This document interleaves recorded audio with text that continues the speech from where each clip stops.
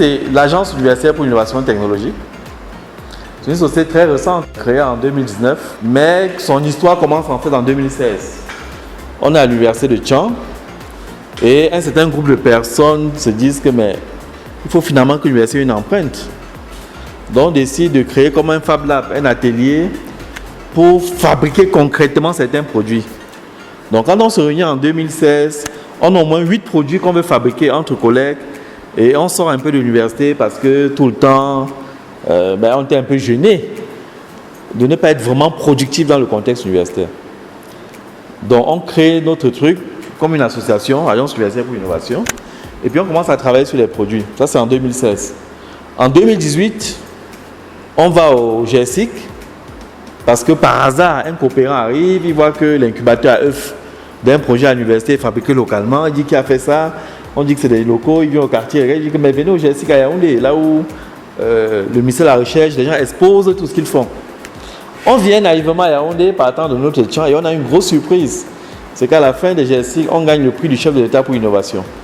Précisément avec la couveuse, qui était encore embryonnaire, hein. Ça n'avait rien à voir avec ça. Mais c'était un essai qu'on avait fait et du fait qu'on a eu ce prix, ça nous a galvanisé et on a travaillé particulièrement la couveuse et on est arrivé au niveau où il fallait vendre. Donc c'est en 2019 qu'on crée l'entreprise pour vendre. Et puis ça allait très vite, hein. On a eu pas mal de prix rapidement. En 2020, on a fait 80 millions de chiffre d'affaires. C'est quand même remarquable dans le secteur de la tech. L'atelier à Bafoussam, quoique maintenant on a été obligé d'avoir un petit atelier aussi à Douala et à Yaoundé pour être très proche des clients en termes de maintenance. Mais le cœur de l'activité est vraiment à Bafoussam. Et bon, déjà on a une branche au Bénin et dans notre esprit, il faut très vite avoir des antennes dans plusieurs pays. Donc 2018, voilà ça avec quoi on va au GSIC. Ce n'est vraiment pas recommandable médicalement. Parce que c'est en haut là, c'est du verre, hein? Donc ça se casse, le bébé est mort. En bas, c'est de la tôle, donc ça peut se rouiller. Mais au moins, on a pu démontrer que tu peux mettre une consigne, arriver à la température, enfin, démontrer le principe de la thermorégulation. On ne pouvait pas encore l'utiliser à l'hôpital, mais c'est avec ça quand même que c'est ça qui attire l'attention des gens. Ah, si des Camerounais ont pu faire ça, on nous donne le prix. Ça nous encourage donc maintenant, en 2019, à travailler pour avoir un modèle quand même qu'on peut amener à l'hôpital. Donc la première version, nos premiers clients ont cette couveuse-là, que vous voyez 2019, et la photothérapie est intégrée. C'est vraiment un truc connecté. Alors je vous dis tout de suite que quand on lance en 2019, on n'essaye pas de concurrencer les plus grands fabricants internationaux. Dès le départ, notre but, c'est de faire des couveuses basiques, simples d'utilisation pour des petits centres de santé. Parce qu'on accouche partout, on s'est dit, ok, les Occidentaux font des couveuses très sophistiquées, les grands hôpitaux qui ont les moyens vont acheter ces couveuses sophistiquées, mais qu'en est-il de l'arrière-pays? Est-ce qu'on va passer le temps à mettre de l'eau chaude, à tripoter comme on tripote? Donc on s'est décidé de faire une couveuse simple, mais avec 2 challenges spécifiques à cause de notre contexte. Nous voulons que notre couveuse consomme très peu en énergie. Parce que toutes les couveuses occidentales là, ils savent pas qu'il y a un problème de courant. Donc ils adoptent des technologies très efficaces, mais qui ne marchent que tant que vous avez vraiment le courant et que vous avez les moyens de payer. Notre challenge, c'est de dire une couveuse qui consomme très peu, si peu que ça doit pouvoir marcher avec des panneaux solaires, marcher avec des batteries, parce que c'est les conditions réelles chez nous. On se fixe aussi un deuxième challenge. On a peu de pédiatres. C'est-à-dire que même quand on aura installé tout ça, le personnel qui peut prendre en charge est limité. Donc imposer aux gens de suivre la couveuse dans le standard occidental, ce n'est pas possible chez nous. Quelle solution nous trouvons? On décide de faire nos couveuses interactives. Ça veut dire que toutes les couveuses que nous avons fabriquées là, vous le pédiatre, vous en avez le plein contrôle de votre portable. Vous êtes à la maison le dimanche, vous allez à la messe, vous sortez, vous vous inquiétez un peu pour un bébé que vous avez laissé. Vous pouvez voir le bébé de votre portable. Vous pouvez voir que voici à l'instant T les paramètres de la couveuse. S'ils n'ont pas mis l'eau là-bas, vous l'appelez, qu'est-ce qui se passe? Je vois telle couveuse là, qu'est-ce qui se passe? Ainsi de suite. Donc, l'originalité de ce qu'on a fait dès le début, c'est d'abord de faire un truc simple, facile à utiliser, avec des pièces qu'on va pouvoir trouver facilement. Et donc, de faire un truc qui n'est pas gourmand en énergie et qui est interactif. Ça, c'est notre pari. Et donc, sur cette version en 2019, on commence à vendre. Et puis, en 2021, entre-temps, hein, on améliore. Avec les critiques aussi qui viennent du terrain, ainsi de suite. Donc, aujourd'hui, c'est ce que nous faisons en standard. Une couveuse comme celle-là. Celle-ci, par exemple, va à Garoua. Avec donc la photothérapie qui est déconnectée de la couveuse pour permettre un multi-usage. Donc, la thermorégulation est là, mais elle est complètement hybride. Ça veut dire que les couveuses là peuvent fonctionner avec ce backup qui est là. Le backup, lui, quand il y a le courant, il se charge. S'il n'y a pas le courant, quand vous avez les panneaux solaires, il se charge. Mais c'est lui qui alimente les couveuses. Aussi pour que... parce que ce qui fait que même les couveuses tombent en panne, les couveuses classiques, hein, chez nous, c'est que comme c'est une régulation électronique, quand il y a des fluctuations d'énergie, un genre, ben, la carte prend un coup, après on ne trouve plus la carte, et ainsi de suite. Donc nous, notre pari, c'est de dire la couveuse elle-même va fonctionner carrément en 12 volts. Quitte à ce qu'elle prenne son énergie d'un backup qui se recharge. Donc ça, c'est le principe. Et donc finalement, aujourd'hui, voilà un peu la fiche technique de nos couveuses en termes de caractéristiques. L'humidité, la température. L'humidité chez nous est numérique. Donc c'est pas analogique. Vous tapez vraiment la consigne que vous voulez. C'est la même chose, hein. C'est juste que vous tapez à partir d'un clavier. L'eau aussi, c'est apparent. C'est pas au même endroit que pour l'autre, par exemple, mais c'est là, vous voyez tout de suite quand il y a l'eau et quand il n'y a pas l'eau. Et de toute façon, quand il n'y a pas l'eau, vous recevez une alerte. SMS pour le médecin qui est loin, et puis un bip sonore sur la couveuse elle-même. Donc, on a 12 heures d'autonomie intégrée. Une caméra qui voit une vidéo surveillance. Oui.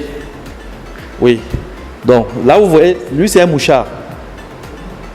Tel qu'il est là, à tout moment, vous pouvez déclencher une vidéo, vous pouvez voir ce qui se passe.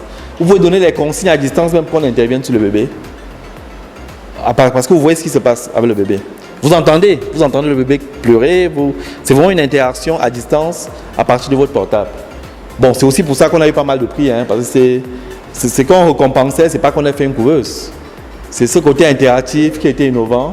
Ça a été remarqué quand même à gauche, à droite. Voilà, on a mis les choses classiques, hein, détection de gaz dangereux, capteur. Enfin, ça, c'est des choses que vous trouvez à peu près sur la plupart des couveuses. Donc, en termes de caractéristiques, je ne sais pas s'il faut... Tout à l'heure, on peut regarder pratiquement. Mais on va droit au but. Il y a beaucoup de choses qu'on n'a pas. Par exemple, pour le moment, on ne fait pas les déclives.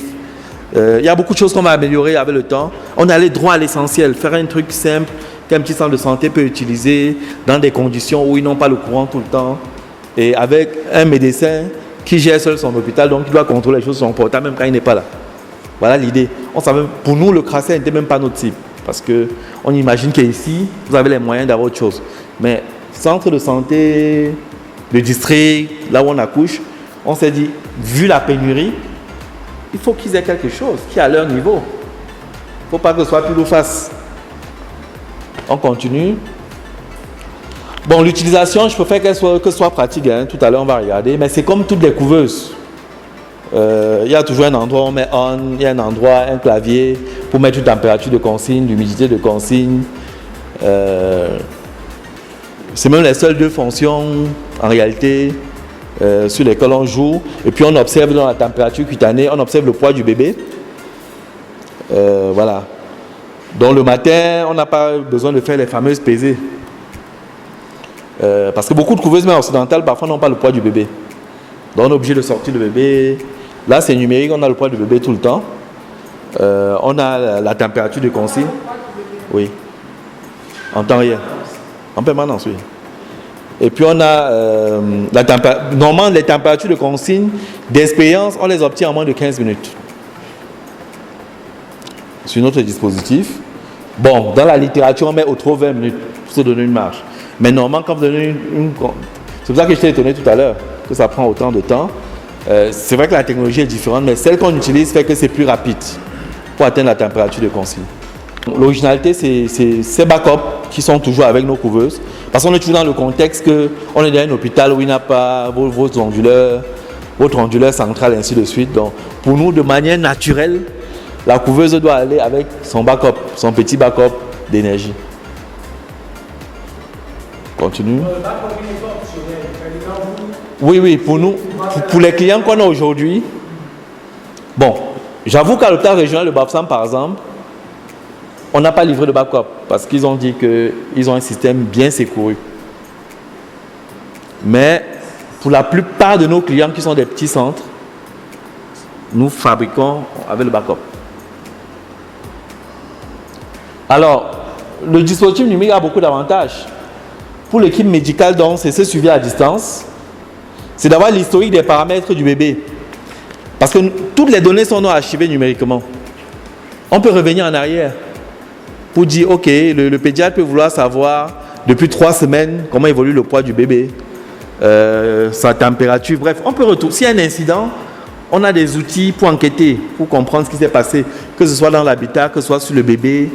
Donc c'est ce côté numérique qui est important, qui est archivé.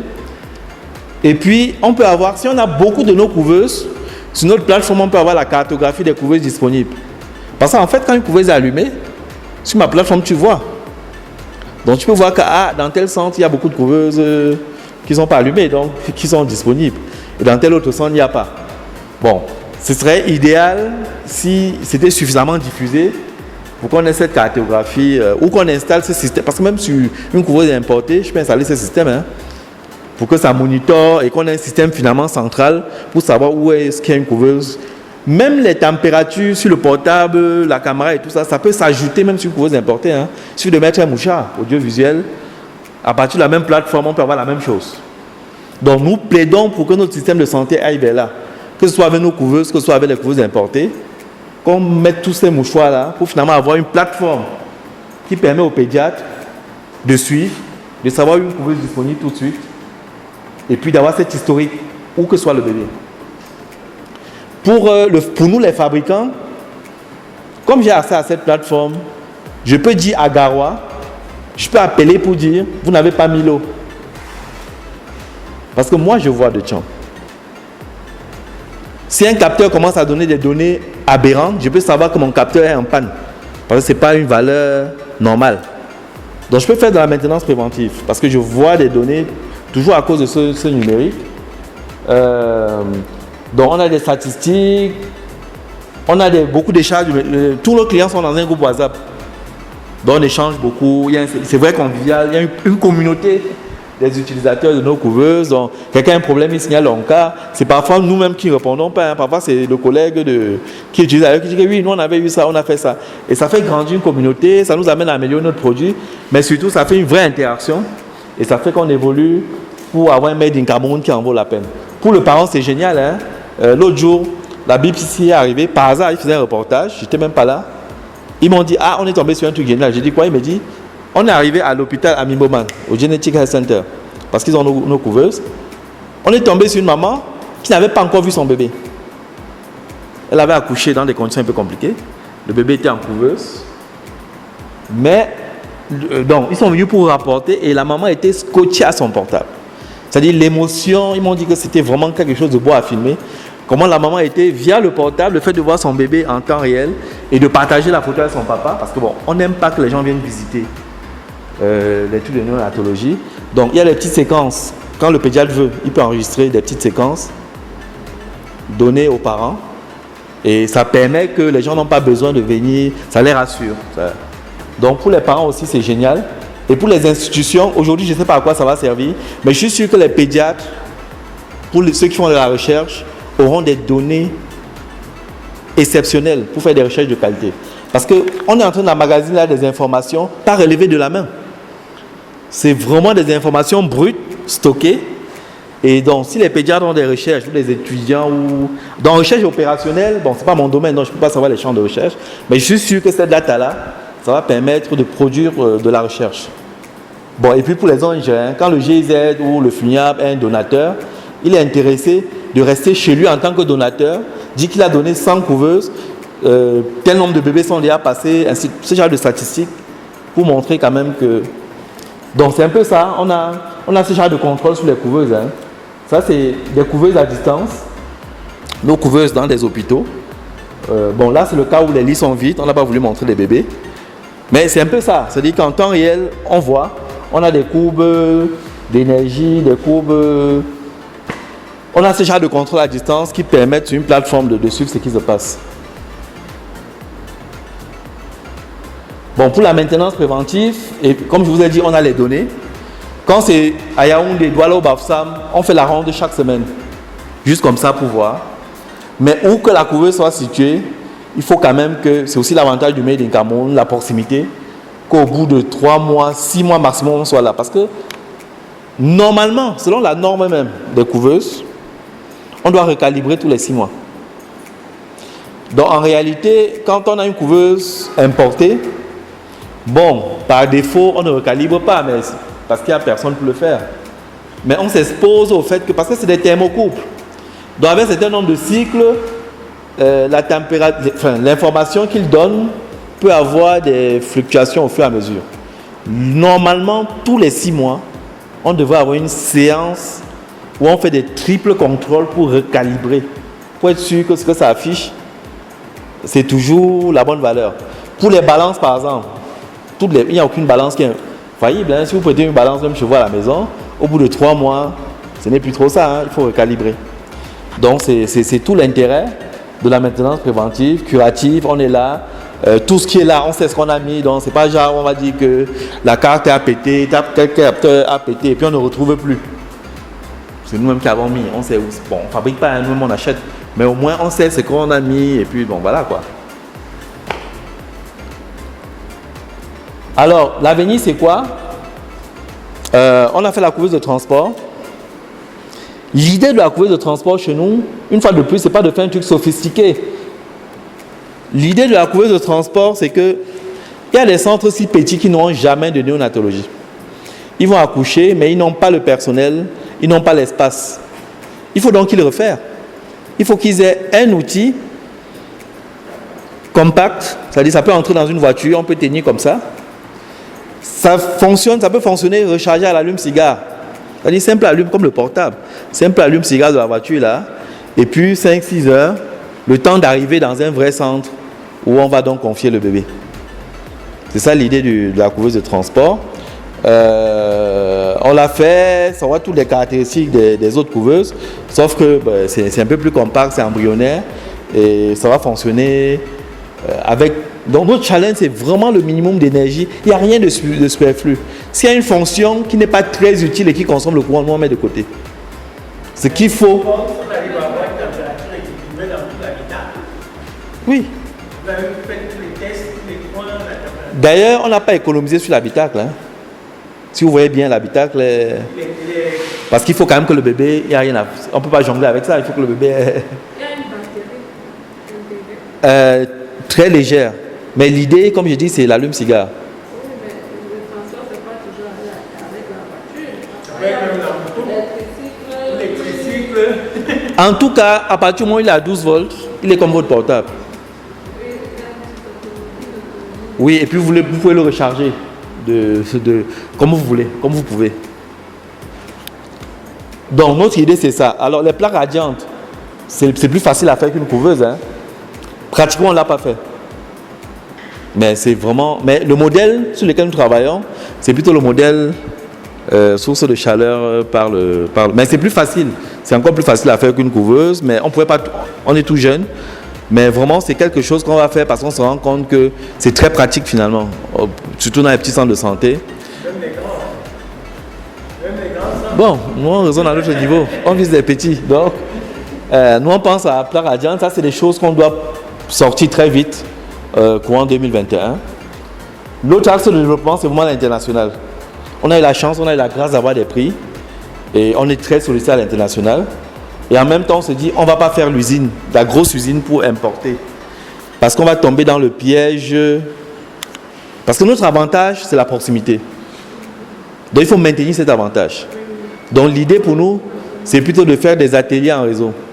Le même plan de fabrication. On fait l'électronique au Cameroun. Et puis la logistique en Afrique est compliquée. Aujourd'hui, on me demande des couveuses au Mali.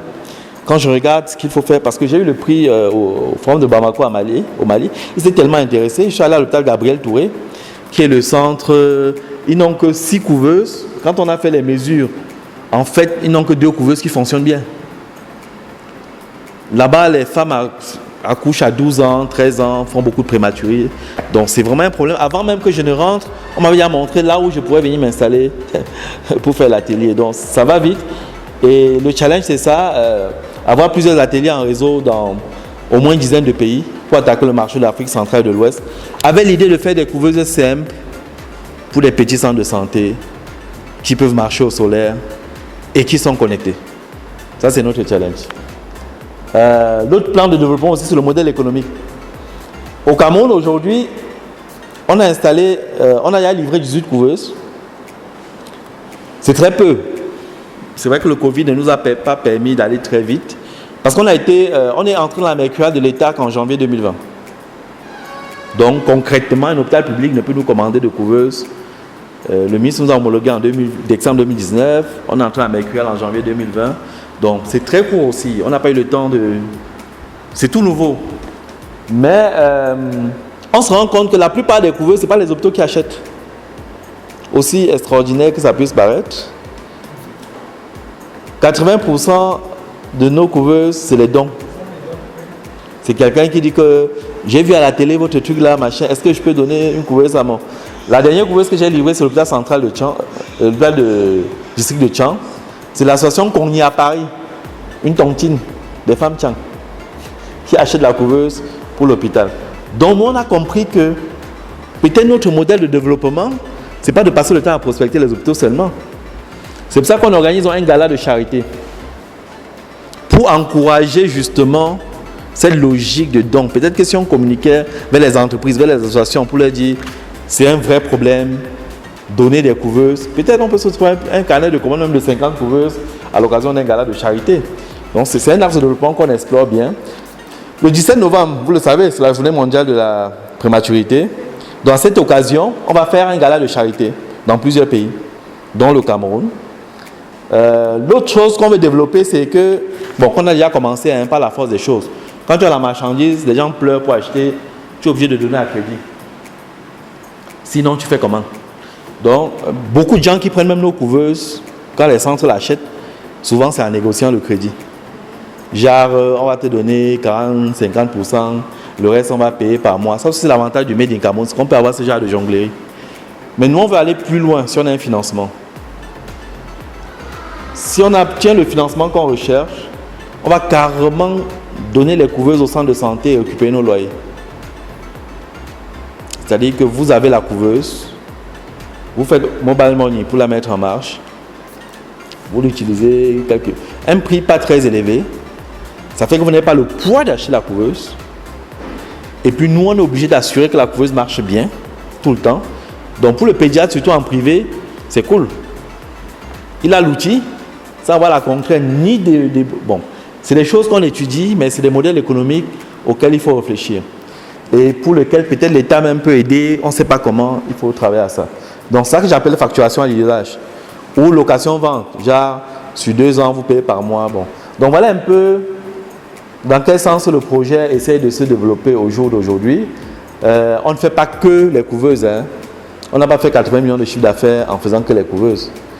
On fait beaucoup d'autres outils. Ça, je n'ai pris que les outils Covid.